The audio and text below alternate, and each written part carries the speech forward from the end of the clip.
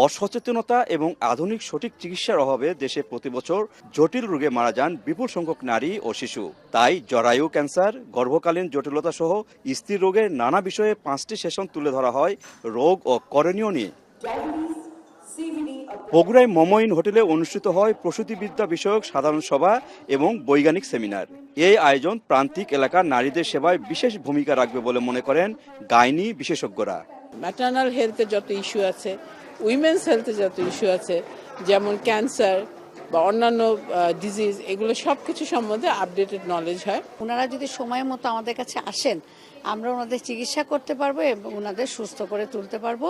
বিশেষ করে pregnancy related সমস্যা হলে মা বাচ্চা দুজনেই সুস্থ থাকবেন এবং সেসব কারণে দেখা যাবে যে মাতৃমৃত্যু এবং শিশু মৃত্যু অনেক কমে যাবে। চিকিৎসা সেবায় প্রতিনিয়ত আধুনিকতার ছোঁয়া লাগছে। সময়ের সাথে তাল মিলিয়ে চলতে না পারলে পিছিয়ে পড়তে হবে চিকিৎসা ক্ষেত্রে।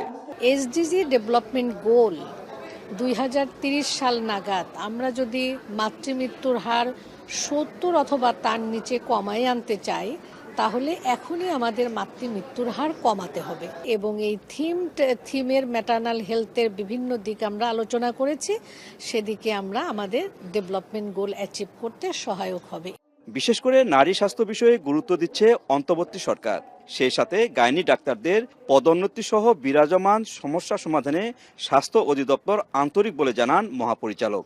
মানুষের ঔষধ কিনতে এবং ইনভেস্টিগেশন করতে মানুষের পয়সা বেশি খরচ হচ্ছে, এই বিষয়টাকে প্রাধান্য দিয়ে স্বাস্থ্য ব্যবস্থার উন্নতি করার জন্য সার্বিকভাবে চেষ্টা করে যাচ্ছে।